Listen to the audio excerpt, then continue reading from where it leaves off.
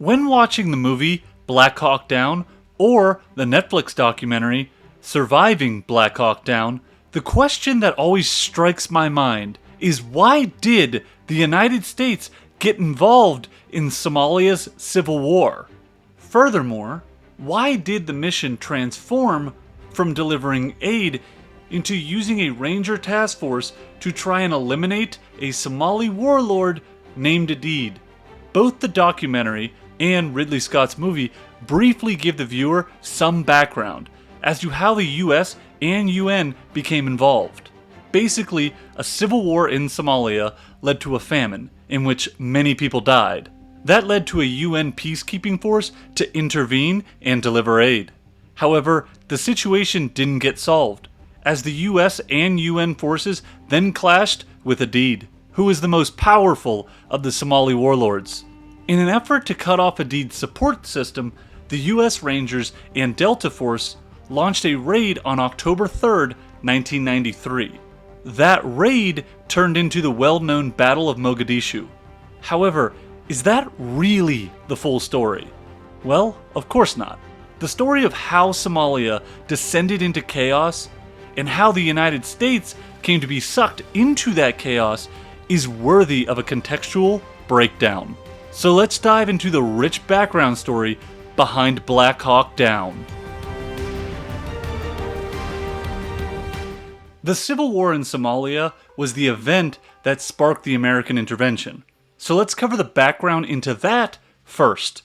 The modern history of Somalia saw it under European control until 1945. Before it became the one nation state that we know of today, it was divided into two regions: British Somaliland in the north and Italian Somaliland in the east and south. Great Britain would take over the Italian region during World War II, which put all of Somalia under their domain. However, in 1950, the southern and eastern region was then passed back to Italian control. There was a condition though. Italy only got back control of their portion of Somalia if they promised to give it independence within 10 years. In 1960, both sections of Somalia would be granted independence from Great Britain and Italy. Shortly after achieving independence, the two regions united, under the name the Somali Republic. The Republic would last 9 years until it was overthrown by a communist coup, led by Muhammad Siad Barre. The Somali Republic would then be renamed the Somali Democratic Republic. Barre had been the commander in charge of the Somali army before the coup, and so when he took over the country, he essentially ran it as a military dictatorship. Under his reign, Barre started to reshape the Somali nation.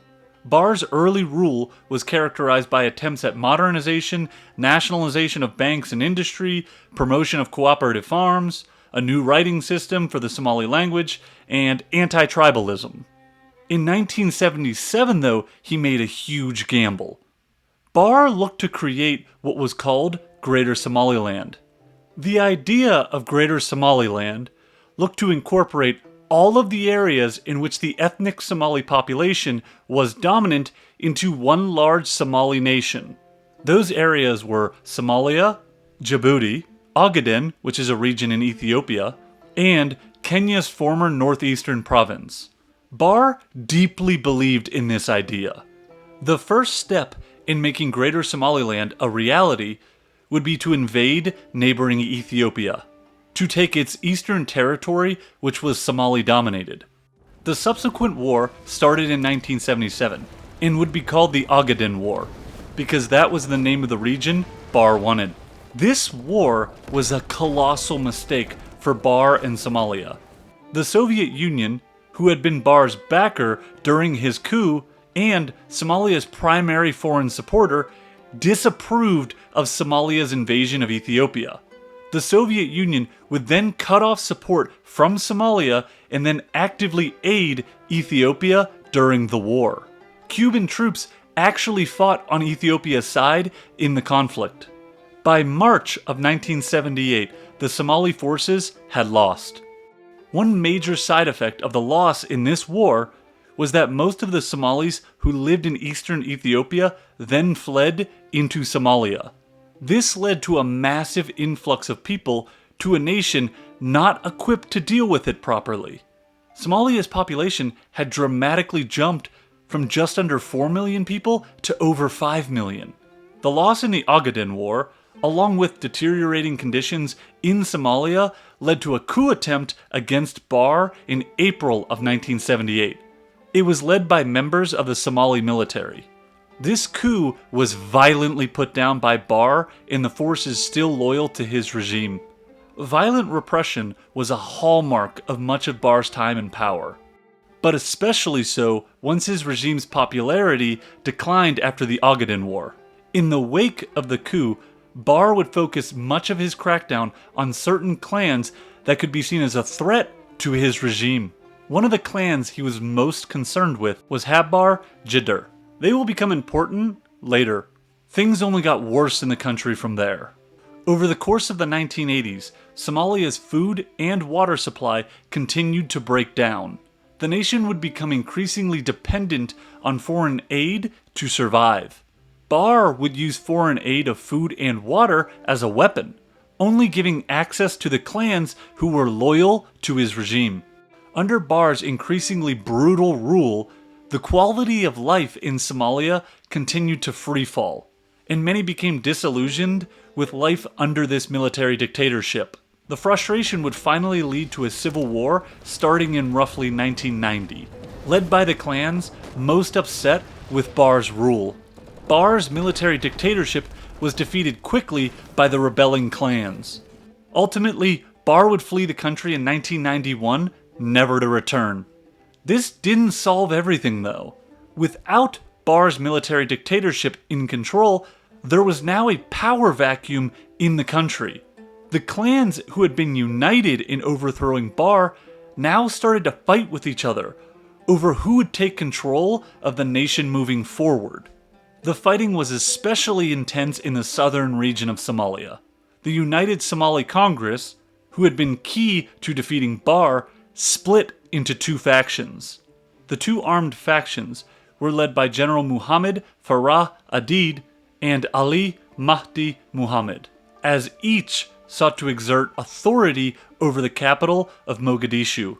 All of this fighting and civil war had continued to amplify the food and water issues of the 1980s, leading to a famine which caused widespread death and suffering in Somalia. By December of 1992, the shocking images of the events in Somalia led the UN to intervene into the war-torn East African nation.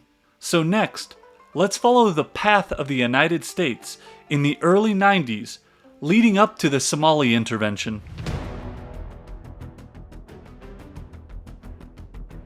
To understand why the United States intervened into the Somali Civil War, you must understand the context of the international political situation of the early 1990s.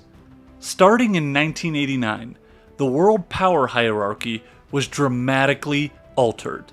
That was when the Berlin Wall fell. The Berlin Wall, for many, was the symbol of the Cold War. It was a dividing line between the communist Eastern Bloc and the capitalist free market West. However, it was just one domino of many falling as the Soviet Union's influence receded. Nations like Poland, Hungary, Czechoslovakia, among the many others that used to make up the Warsaw Pact, disconnected with the failing communist system and started to align themselves with the West. The final death nail to the communist system would come in 1991, when the Soviet Union and the Communist Party collapsed after a failed coup attempt. The end of the Soviet Union was a massive deal. Since 1945 and the end of World War II, it had been a bipolar world, or in other words, only two nations were true superpowers. One was the Soviet Union, led by the Russian Communist Party, and the other was the United States. Now with the Soviet Union gone, the new Russian Federation took its place. That Russian nation inherited all of the economic weakness caused by the communists, And so this new Russian state would not be nearly the superpower of the peak Soviet one. That left the United States as the sole superpower left on Earth. That power and status forced Presidents Bush and Clinton to deal with an intriguing question. Without the threat of the spread of communism, what should the United States' role be in world affairs? As well, with the most powerful military the world had ever seen, when should the US deploy that strength?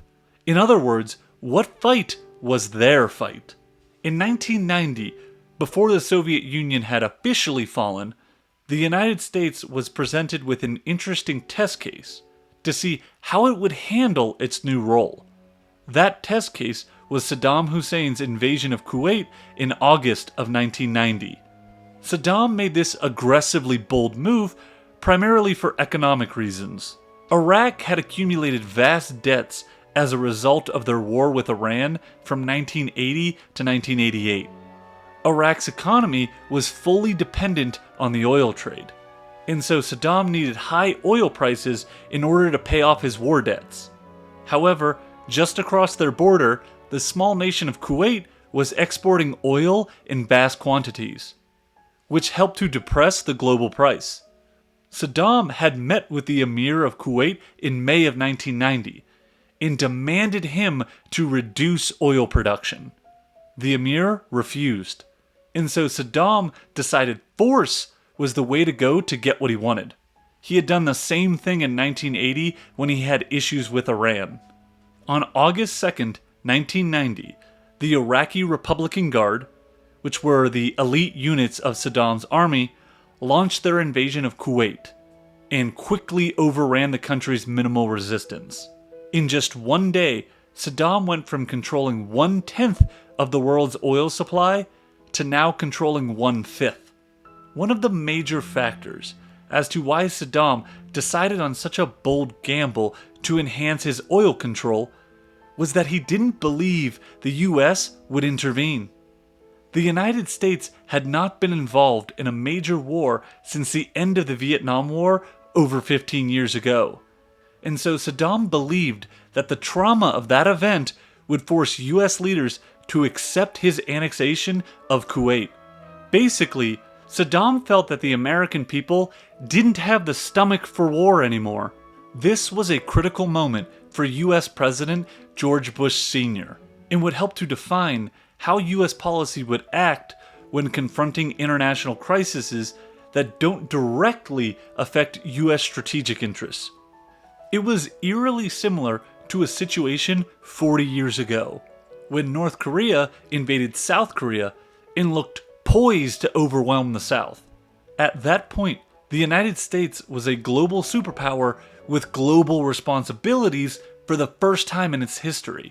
President Truman had to make a critical decision on whether or not to intervene to prevent South Korea from falling to communism. Truman did intervene, sending American along with UN forces to stop North Korea's aggressive drive south. The decision to intervene in Korea was monumental because it set the precedent for US policy during the Cold War. The US would follow the domino theory moving forward and work to actively prevent the spread of communism. That is how the US eventually ended up in Vietnam. In 1990, the US was in a similar spot, although this time they were the sole superpower left on the planet. The USSR still existed, but its weakness and decline was incredibly evident at this point. President Bush had to decide at this moment what role going forward would the US play in foreign crises. Without its natural enemy in the communist USSR, would the United States recede back into isolationism, like the country had done for most of its history? Or would the US actively intervene with force to stop a larger power from swallowing up a smaller one? Bush's decision would help set the tone for the new post-Cold War world order. President Bush decided on action over inaction. On August 6th, he signed the order to deploy 122 F-15s and F-16s to the Middle East. That was just the beginning though, as the US Navy brought its carrier forces into the region, which helped to facilitate the steady influx of men and material into Saudi Arabia into blocking positions in what was codenamed Operation Desert Shield. The force was not purely US though. It contained 35 different nations encompassing over 900,000 troops. The Iraqi force in Kuwait grew as well. From the initial invasion force of 30,000, their ranks would eventually swell to up to over 1 million men. Why the US in the West actively intervened was not completely without strategic interests.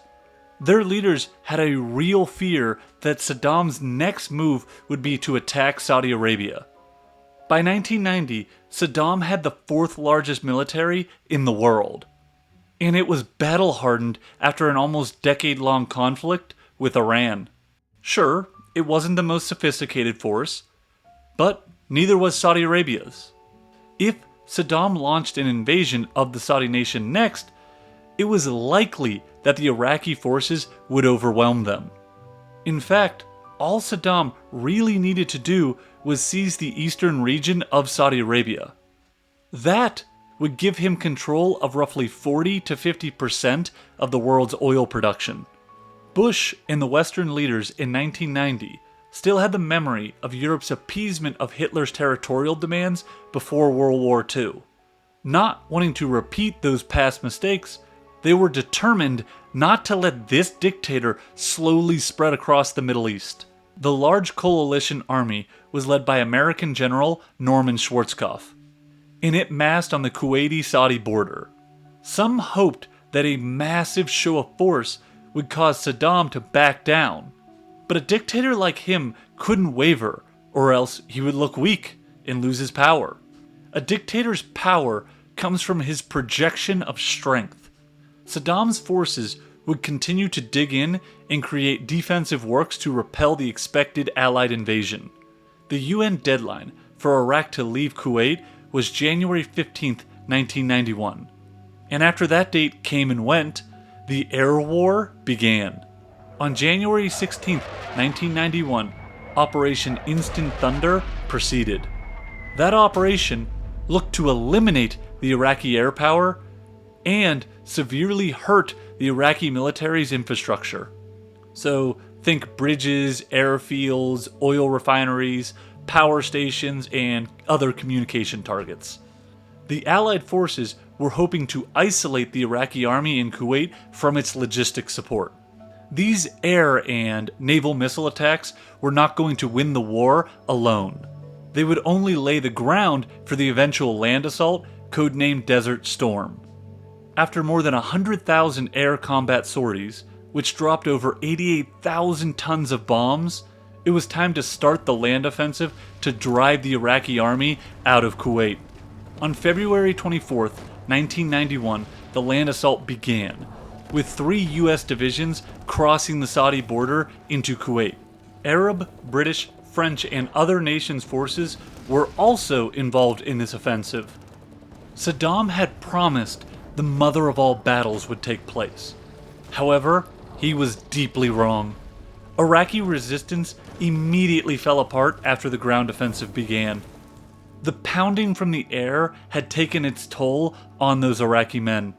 In only 2 days, the coalition army had liberated the Kuwaiti capital. In only 2 more days after that, the ground offensive was complete. It was a roaring success. The ground offensive to liberate Kuwait lasted from February 24th until February 28th, exceeding the expectations of even the most optimistic planners. The coalition forces lost only 292 lives, of which a good portion was due to friendly fire incidents. The Iraqis, on the other hand, lost anywhere between 20 to 30,000 men. It was a complete rout. The Gulf War had a massive impact on America's perception of its own military power. For starters, it had faced the 4th largest army in the world, which had a ton of experience and was fighting close to home. And in that fight, the US had completely eviscerated that army in only 4 days. More importantly, It wasn't just a battlefield victory, but a showcase of Western technological power. The military hardware the United States could bring to bear was stunning, especially when compared to the outdated Soviet equipment. Saddam's Iraqi army was primarily equipped with Soviet military technology. Their main battle tanks were the Soviet-developed T-72, 55, and 62.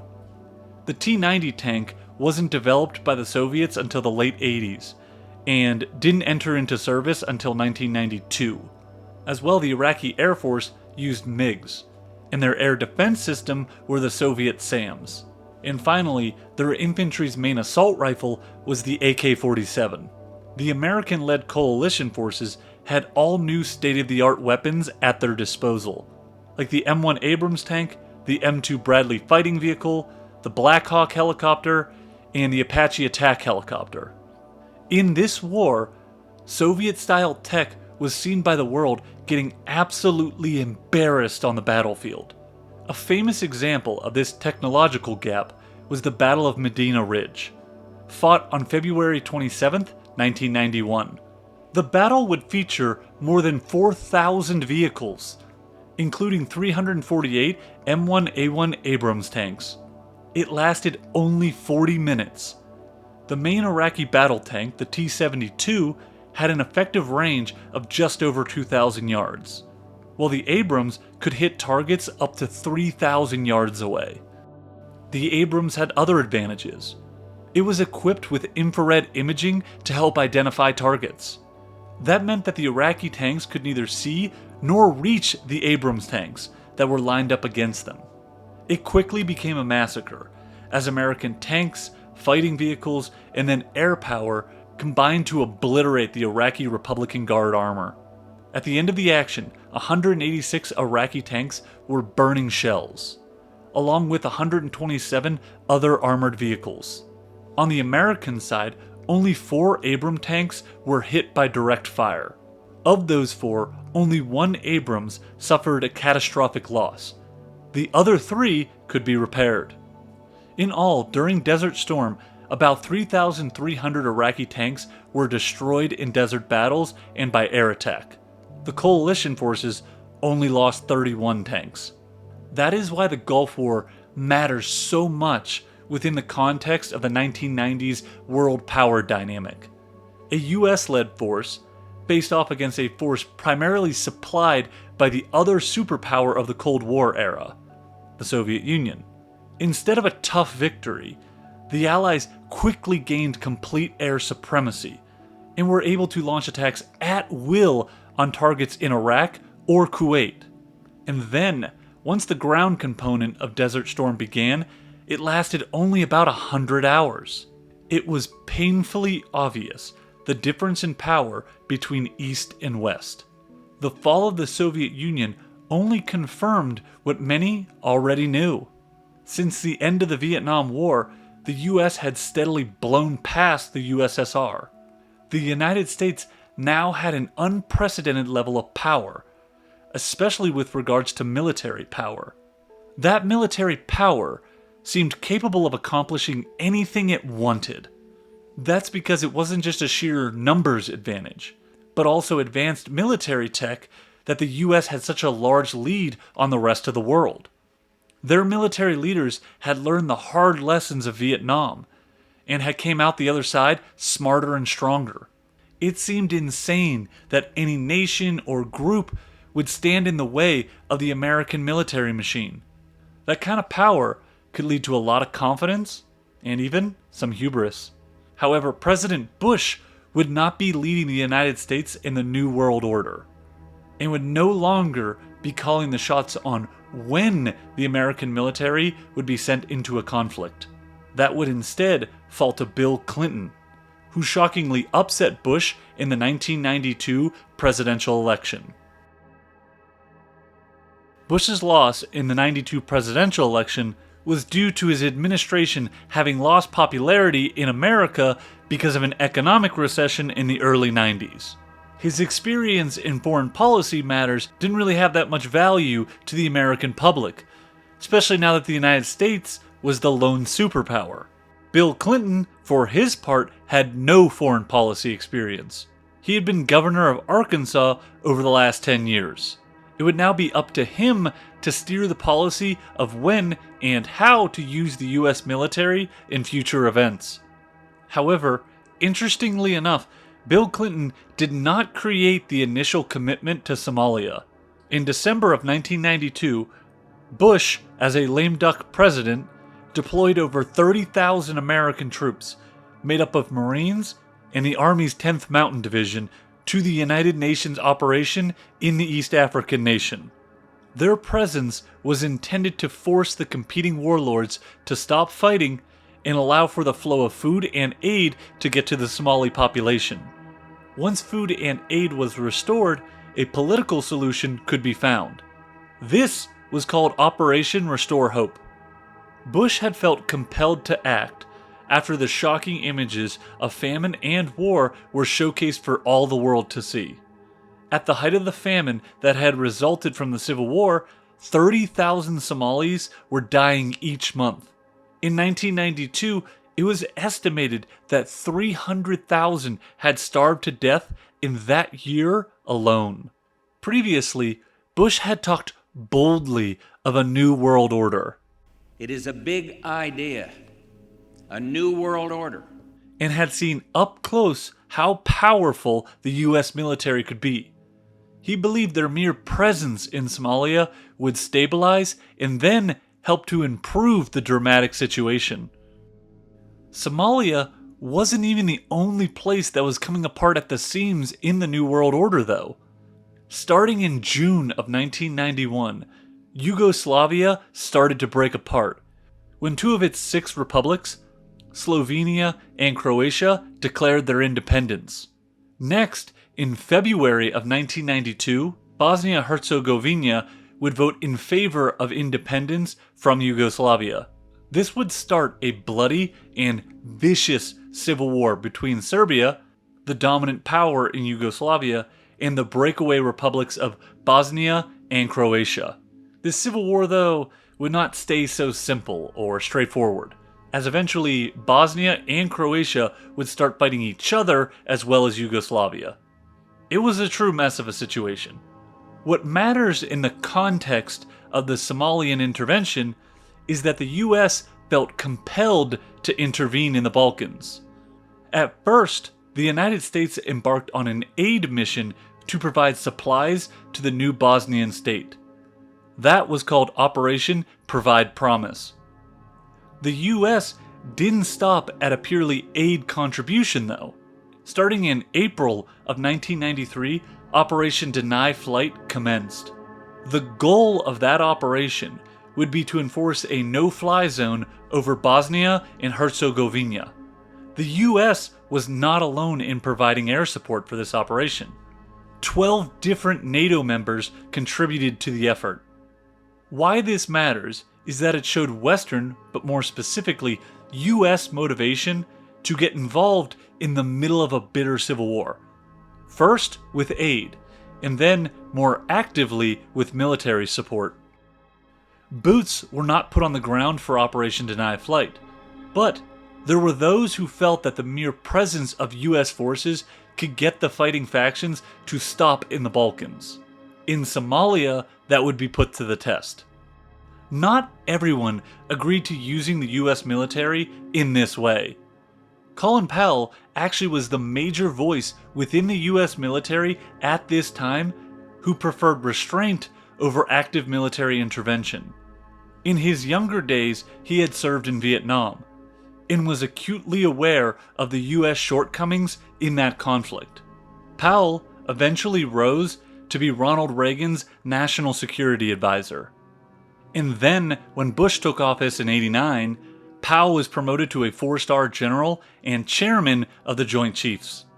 There, he came up with the Powell Doctrine. That doctrine featured 8 questions that needed to be answered before the use of the United States military. Number 1, is a vital national security interest threatened? Number 2, do we have a clear and attainable objective? Number 3, have the risks and costs been fully and frankly analyzed?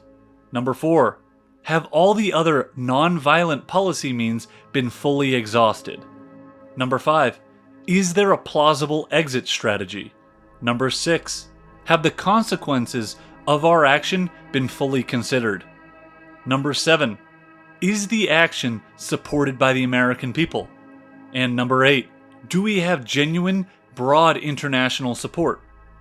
And most importantly to Powell, if the US military is deployed, he wanted the force sent to be massive and overwhelming.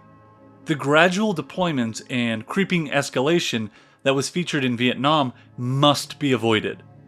If the US was going to fight, Powell wanted to make sure it brought such a powerful force to bear that victory was assured. A classic example of the Powell Doctrine in use was the Gulf War. In that conflict, he was adamant that the force the US put against Saddam's Iraqi army needed to be massive and overwhelming. Bush agreed with his logic, and that's why the American military presence in that war was so large. Powell's reluctance to use the US military had frustrated people within Clinton's administration. In 1993, during the Bosnian crisis, Powell was against the NATO airstrikes because he did not want to commit military forces until they had a clear political objective. In response to Powell's reluctance, Madeleine Albright, who was Clinton's ambassador to the UN at the time, stated to Powell, "What's the point of having this superb military that you're always talking about if we can't use it?" This must sound kind of ironic to hear, that Colin Powell, of all people, is pushing military restraint. After all, he was the man the second Bush administration sent to the UN to try and sell the invasion of Iraq, under the guise of eliminating Saddam's weapons of mass destruction. That future quagmire of a conflict failed to adequately answer any of the Powell Doctrine's 8 questions. History is kind of funny in that way.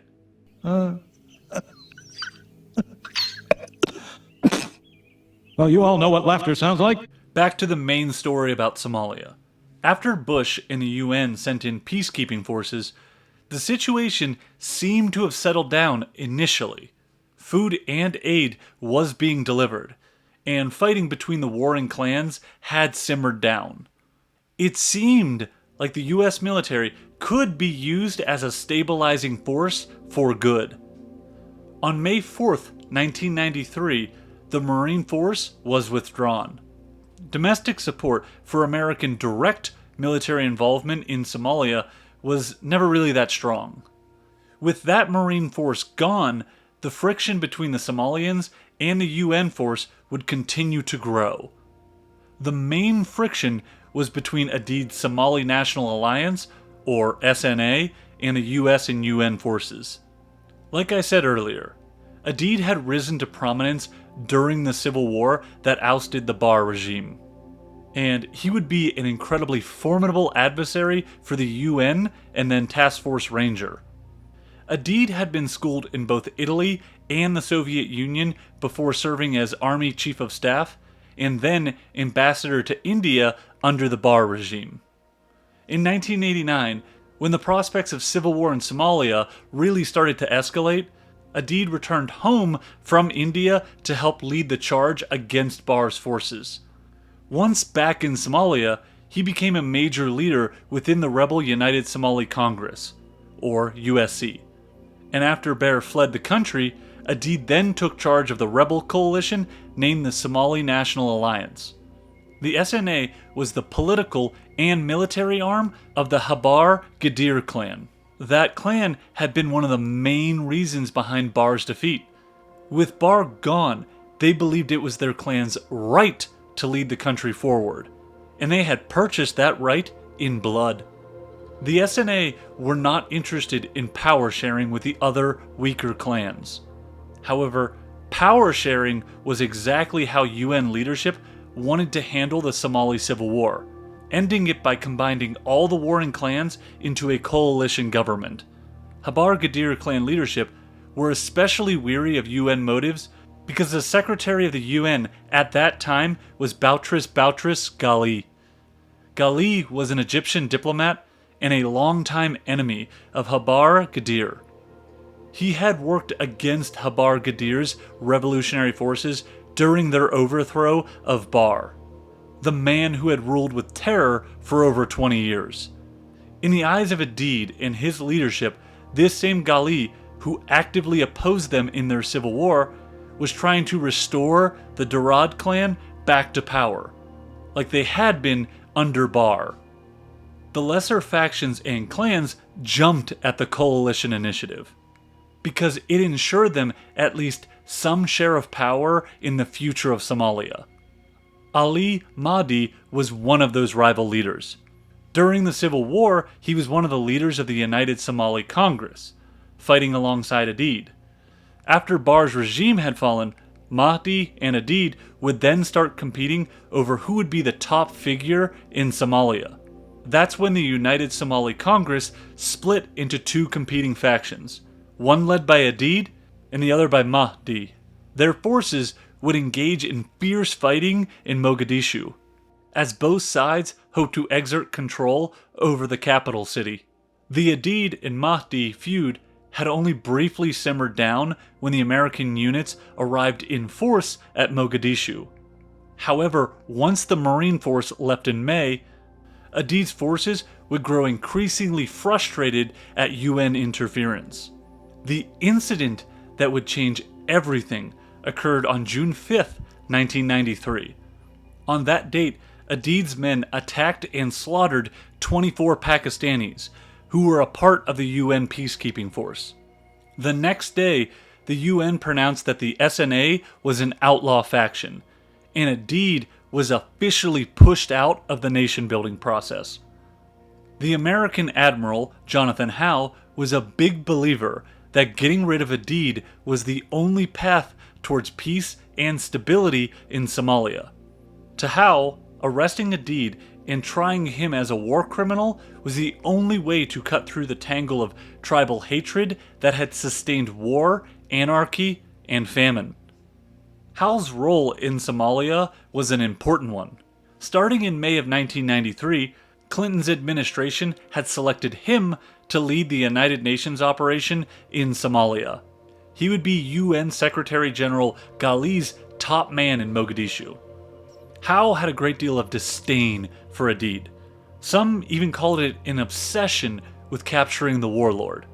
Howe said he had evidence that Adid's men were inciting demonstrations, then gunning down their own supporters in order to accuse the UN of genocide. As well, Adid had used starvation as a weapon against rival clans by hijacking and withholding world food shipments. The warlord was especially infamous for his use of terror tactics. Some of the bodies of those Pakistani soldiers had been mutilated after they were killed. That is why, after the June attack by Adid's men, Howe had authorized a $25,000 bounty on Adid's head.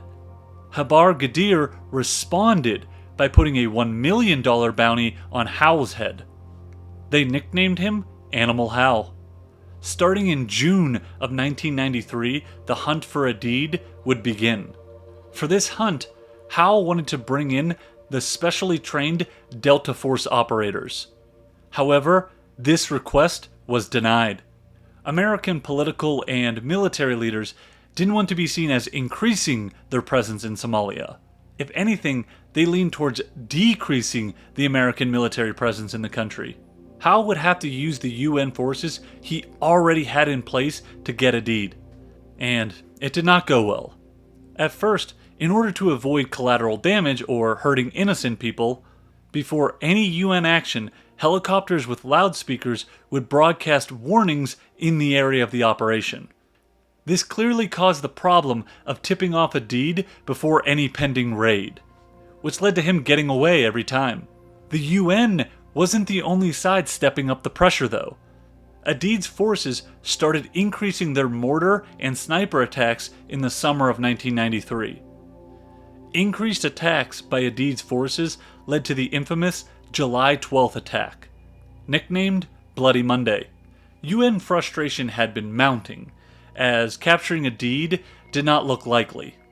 Men like the Turkish commander of the UN troops General Shavik Bir, and his second-in-command, American Major General Thomas Montgomery, wanted to take off the kid gloves and deliver a harsh blow to the SNA.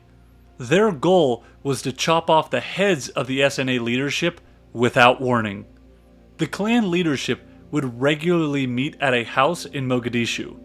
UN forces knew this, and they drew up a plan to take advantage of having so many of the Klan's leadership in one place at one time. The operation called for Cobra attack helicopters to encircle the house from the air, and then fire tow missiles and cannons into the house. Then raid the house and arrest the survivors. Howe had actually opposed this approach. He thought it would be more effective to surround the house with soldiers and order those inside to come out. If they didn't, the UN forces would then storm the house. Howe was told that that kind of approach would subject the UN forces to too much risk.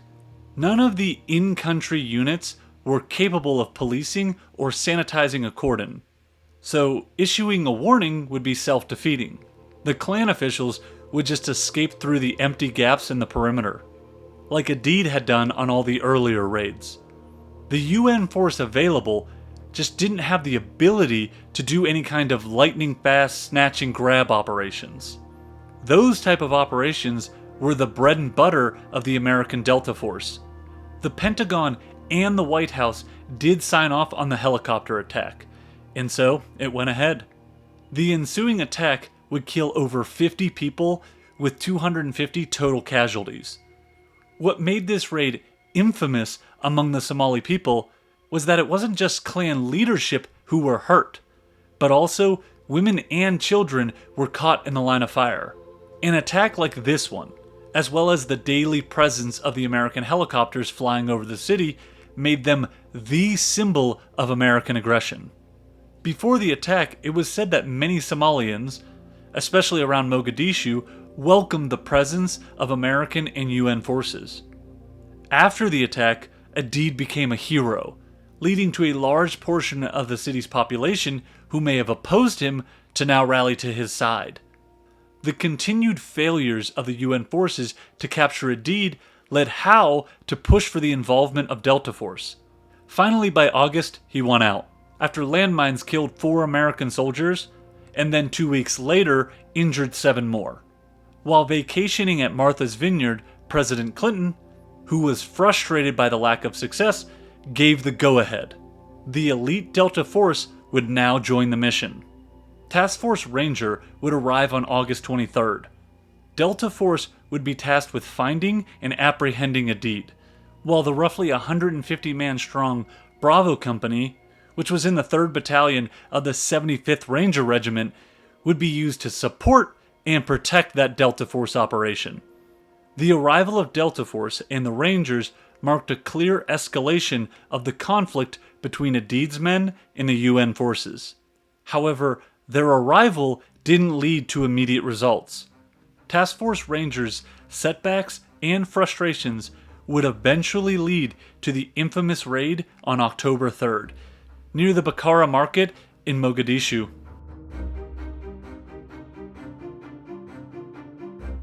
As soon as the 450 men of Task Force Ranger arrived, they would embark on Operation Gothic Serpent, the primary objective of which was to capture Adid. It was a 3-phased mission. Phase 1 would go from August 23rd to the 30th, and it was purely focused on getting the task force up and running. Phase 2 would last until September 7th, and it would concentrate exclusively on finding and capturing Adid. The command staff had a feeling that capturing Adid would be a futile effort, since widespread publicity about the Rangers' intentions quickly drove Adid underground. Phase 3 would then have to be commenced. That would target Adid's command structure. This was the meat of Task Force Ranger's mission. If the Delta Boys couldn't capture Adid, they would cut the legs out from underneath his power. The leader of Task Force Ranger was General William Garrison. From day one in the country, he knew that one of the greatest challenges he would face would be getting actionable intelligence. The original plan they had in place called for a well-placed Somali spy to present Adid with an elegant, hand-carved cane soon after Task Force Ranger arrived. Embedded in the head of that cane was a homing beacon that they could use to track Adid. That plan quickly fell apart. When Garrison arrived in country, he was told by Danny McKnight, who was Garrison's chief of staff, that their lead informant, the man who was supposed to be able to deliver that cane to Adid, had shot himself in the head while playing Russian roulette. Good God! Somali informants in general were an issue.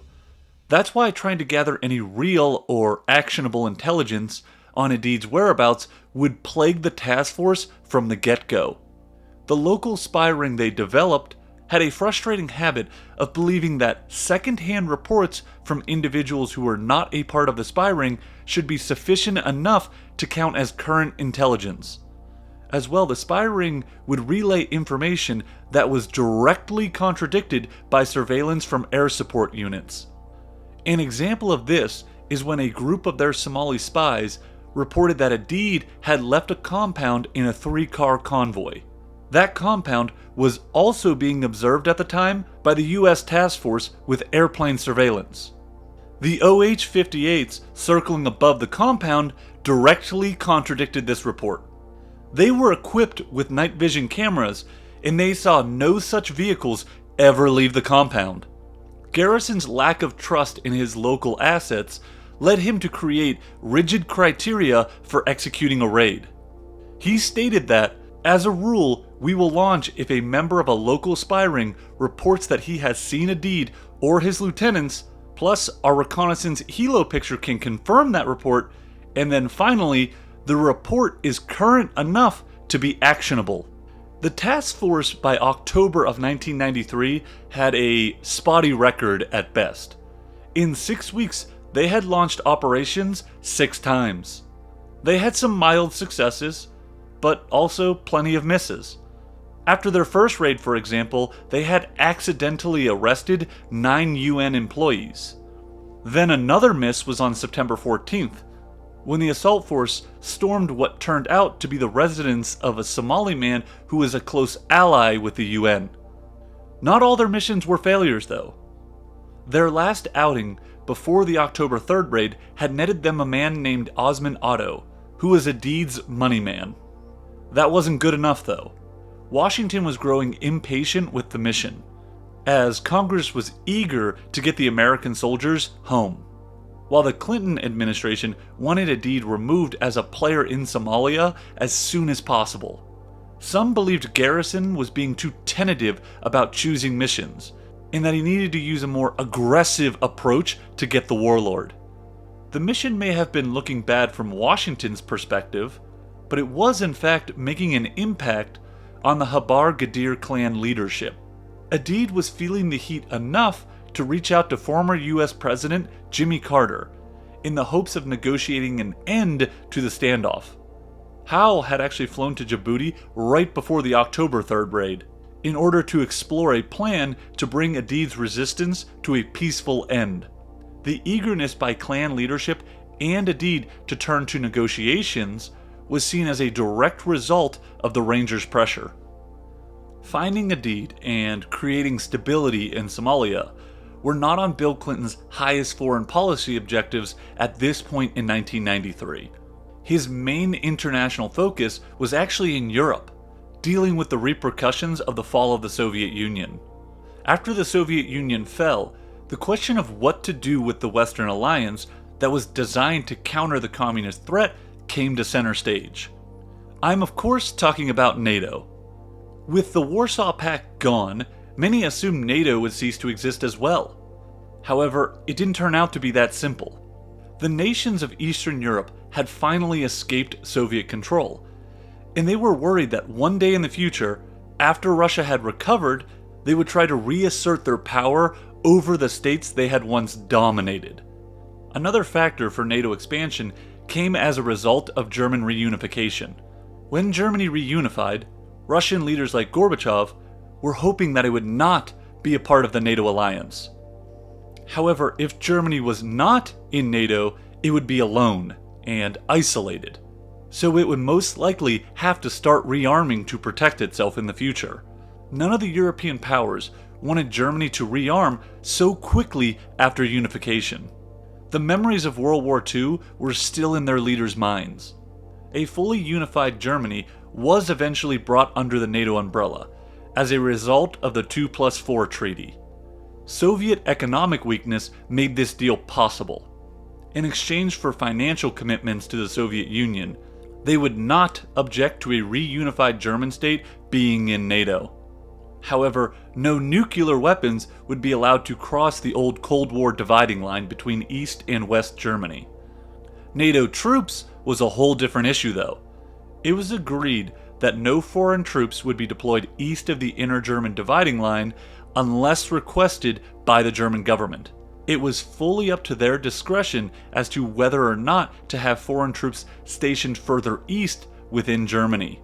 Soviet leadership, ideally, had wanted a hard rule against foreign units ever being allowed to cross that dividing line. But their economic weakness made them desperate. They needed this deal to be completed in order to receive the desperately needed money, and so the Soviets relented. Some context to show just how desperate of a financial situation the Soviets faced was that they couldn't even afford to bring home their troops that were stationed in East Germany. They needed the Germans to pay for that. The Soviets signed the 2+4 treaty in October of 1990, and that deal was then ratified within the Soviet Union in spring of 1991. A fully unified Germany being in NATO was a huge deal. NATO had now crossed over the old Cold War dividing line, and it naturally brought up the question of who would or should be next to be brought into the NATO structure. Three nations stood out in Western leaders' minds to be prioritized. Those were Poland, Czechoslovakia, and Hungary. All three of these had suffered severely under Soviet rule, with both Czechoslovakia and Hungary being invaded by Soviet forces during high-profile revolts, while Poland was the nation that was pivotal to the start of World War II, after Germany invaded them in September of 1939. Germany was not alone in occupying Poland in 1939. Due to the Molotov-Ribbentrop Pact, Poland was cut in half, with Germany controlling the western half and Soviet Russia controlling the eastern half. The Soviets would take full control of Poland at the end of World War II. The Western leadership of the 90s still felt the sting of the Yalta Conference, which many viewed as sacrificing Poland to brutal Soviet rule. This is where Bill Clinton steps in. Bush had handled the reunification of Germany. However, since he lost to Clinton in the '92 election, it would be up to the Arkansas governor to deal with the tricky question of whether or not to expand NATO further east. NATO expansion wasn't the only European concern for Bill, though. The Ukraine's nuclear arsenal, which was left over after the Soviet withdrawal, was another huge matter that needed to be settled. When the Soviets left Ukraine in December of 1991, they left behind a sizable collection of nuclear weapons. Ukraine actually had the world's third largest nuclear stockpile at that time. That stockpile of weapons deeply concerned Western leaders, as they were worried that the Ukraine's economic weakness and instability could lead to those nukes being sold or lost track of. They had strong reason for concern. After the Soviets had withdrawn, Ukraine became a breeding ground for the illegal arms trade. An inquiry by the Ukrainian government would find that between 1992 and 1998, the Ukrainian state had lost $32 billion worth of military assets. That loss in assets was due to theft, discount arms sales, and lack of oversight. In an interesting comparison, the Ukraine's spending on legal arms for defense in 1999 is estimated to have been only $500 million. Many of the missing weapons found their way into the hands of willing buyers in hotspots around the globe, from Sierra Leone to Croatia. The steady flow of illegal weapons out of the country by gun runners and the overall corruption levels in the Ukraine was well known by Western leadership at this point. That is why they were worried that one day nuclear weapons could find their way into the hands of a hotbed nation or terrorist group. It was in the best interest of Western leadership to work on a deal to get the Ukraine to give up their nuclear weapons, so that those weapons could be disarmed and destroyed, preventing a possible messy or dangerous situation in the future. Bill Clinton's administration would work with Ukrainian leadership throughout 1993 to find a deal both sides could accept. The deal that was eventually hashed out was that the Ukraine would give up its nuclear weapons to Russia to be destroyed, and in return they would receive financial aid from the United States. The Ukraine took this deal because, frankly, they didn't have many options. In 1993, the Ukrainian government was led by their first president, Leonid Kravchuk, and they saw three possible options with their nuclear arsenal. Number 1 was to get rid of the nukes. Number 2 was to keep the nukes. And option 3 was to split the difference, giving up a portion of their nukes, but not all of them. However, when reviewing these options, Ukrainian leadership ran into severe hurdles when considering keeping even some nukes. For starters, retention, maintenance, and development of any nuclear arsenal would be costly and difficult. The core problem facing the Ukrainian military was that they couldn't exactly use the nukes they possessed. Operational command and control of them had been set up for Moscow, not Kiev. One of the ministers in Kiev responsible for managing the weapons would later admit that Ukraine did not really know the specific characteristics of the nuclear stockpile it had inherited. Furthermore, retargeting the weapons to hit Moscow or St. Petersburg in order to deter any Russian threat would be a technically daunting task. Money was another major issue. Even if they could figure out how to retarget the weapons, the cost of maintaining them would bankrupt the struggling Ukrainian economy. Their economy would contract annually between 9.7% and 22.7% from 1991 to 1996.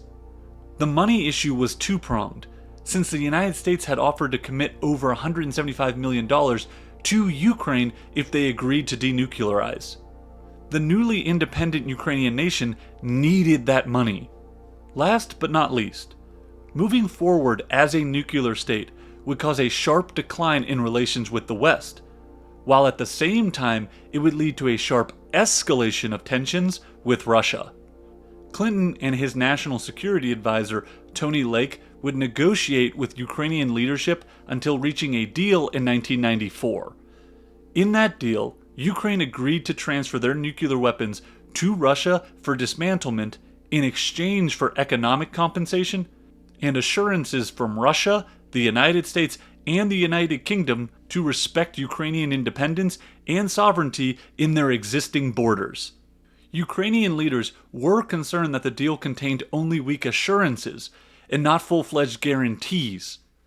However, getting full security assurances would basically mean NATO membership, and Russia would not sign anything that would lead to the Ukraine joining NATO, while the US and other NATO leaders were still trying to work on adding countries like Poland, Hungary, and Czechoslovakia, later to become Slovakia and the Czech Republic.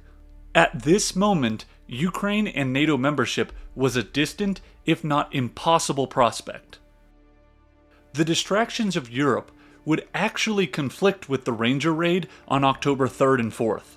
Starting in September of that year, the recently formed Russian Federation had a deadly constitutional crisis between President Boris Yeltsin and the country's parliament.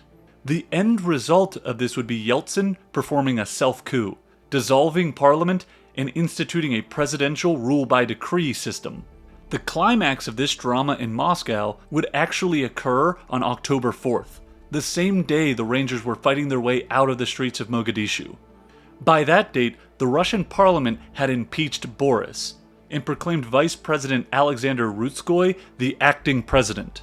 The leaders of this overthrow then barricaded themselves in the parliament building, known as the White House.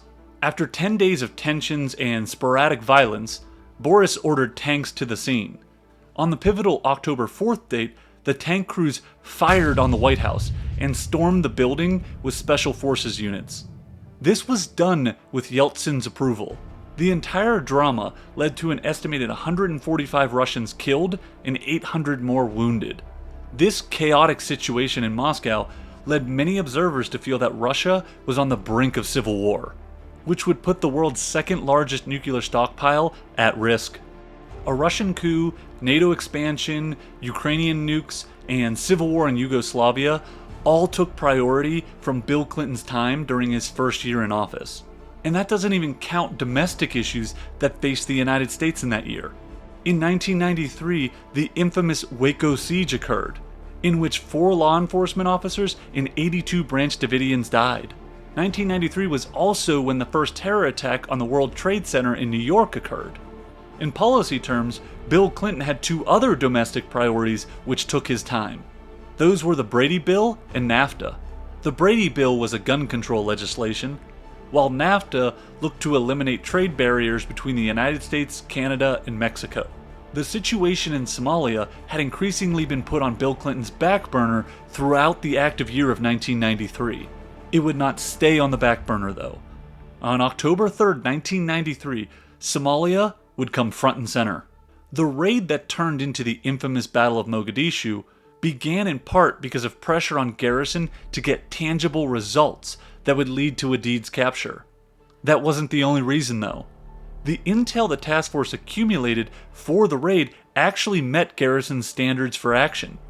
2 different Somali informants confirmed the meeting location of Hadid's leadership near the Olympic Hotel in Mogadishu.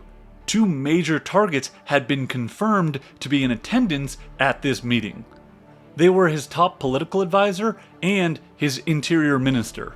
These men were priority targets that the task force was eager to capture. Garrison and his staff knew that a raid in the Bakara market during the day was risky.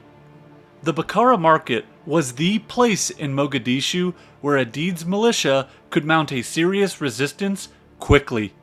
This raid would put the Rangers on Hadid's doorstep.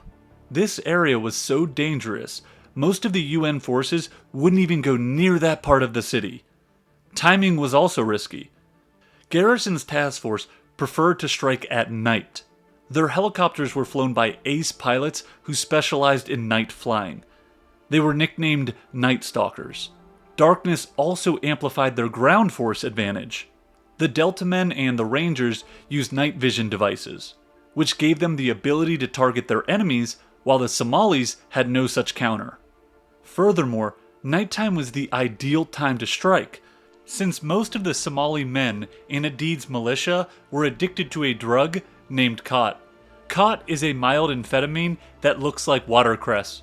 Mid-afternoon was the height of the daily cycle, as most of Hadid's men started chewing around noon, and by late afternoon they were wired and jumpy. Late at night, on the other hand, was just the opposite. By then, the cat chewers had crashed. So basically, the task force would be going into the worst part of town at the worst time. Out on the street. It's unforgiving. Still, the chance to capture 2 of Hadid's top men was too good to pass up. Plus, the Rangers had operated in daylight operations 3 times before. Risk was part of their job, and they couldn't control when an opportunity would present itself. The Somali fighters had another advantage that the Ranger force didn't know about. Hadid's men had received guidance in shooting down helicopters from fundamentalist Islamic soldiers who were smuggled in through Sudan. These men had experience taking down Russian helicopters in Afghanistan. The fundamentalist advisors taught the Somalis that the helicopter's tail rotor was its most vulnerable spot, so they needed to wait for the helicopter to pass over them, then shoot at it from behind. Interestingly, bin Laden actually claimed that his Al-Qaeda terrorist organization was the one who trained the Somalis. The Somalis had actually hit a Black Hawk before the October 3rd raid. On September 25th, they crippled a Black Hawk with an RPG. Those pilots were able to make a crash landing near friendly territory, where a rescue force could reach them. The pilot and the co-pilot survived, but 3 other crew members were killed. This event gave Hadid's forces confidence that the next big raid by the Rangers, they could bring down the birds which had harassed them at every turn. The helicopters were seen as the symbol of American power and were a massive advantage over Adid's militia. Adid and his military men wanted to eliminate that advantage and force the Rangers into a house-to-house slugfest in the streets of Mogadishu. At roughly 2 p.m. on October 3rd, 1993, the code word Irene was called across radio channels, signaling to the soldiers, vehicle convoys, and helicopters staged at the Mogadishu International Airport to move out. The mission was a go. The Battle of Mogadishu would last from roughly 3:42 p.m. on October 3rd until 6:30 a.m. on October 4th. 18 Americans would die and another 84 wounded in the raid. Somali losses were steep. It is estimated that anywhere between 200 to 300 were killed, with more than 700 wounded. The effects of this raid would be far-reaching and cause an end to U.S. commitment in Somalia.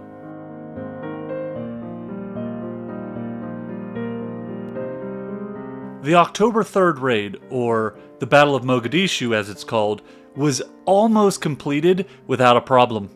However, as the Rangers were preparing to leave the city, Super 6-1 was hit by an RPG and crashed.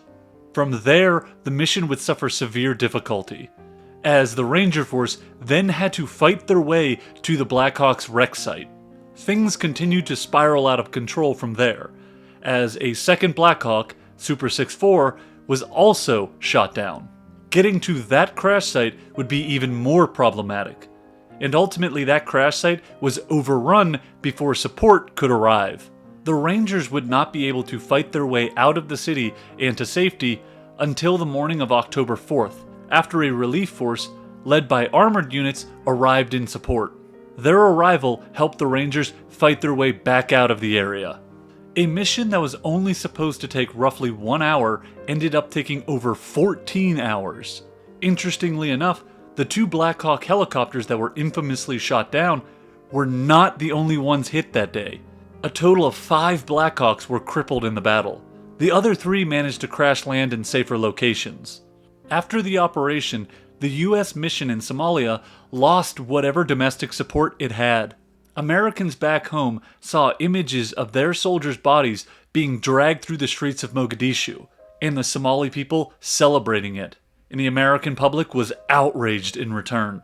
They were confused at how the people they were sent to help could be acting this way. That's why from there, the American mission would change dramatically. On October 6th, 1993, Bill Clinton would personally order the end of all combat operations against the SNA. More importantly, the overall mission in Somalia was effectively over, as it was planned to have all American forces leave the country by the end of March 1994. The disaster of a raid would see the downfall of several public American figures. Clinton's Secretary of Defense, Les Aspin, would be fired in early 1994, in no small part for his handling of the Somalia operation. Aspin would actually die a year later after suffering a stroke. General Garrison, the man who led Task Force Ranger, was another one who suffered a downfall. The day after the fight, he took full responsibility for the battle. However, his military career was effectively over. He would never again command troops in combat, officially retiring in 1996. After the raid, Clinton would send a special envoy named Robert Oakley to negotiate with Adid. Adid and his forces would then, under U.S. pressure, release the captured Black Hawk pilot they had, Michael Durant. Several months later, because Durant was released, all of the SNA prisoners under UN control were then also released. With the prisoner exchange settled, the administration then looked to untangle itself quickly from Somalia and its host of problems. 6 months after the Battle of Mogadishu, all US forces would be pulled out of Somalia. One might be tempted to say it was a victory for Adid and his Somali forces. However, Adid never did take full control of the nation. In typical Somali fashion, Adid's allies quickly then turned into his enemies, and he was killed in 1996 as a result of wounds he suffered in a gunfight that was said to be masterminded by his former financier, Otto.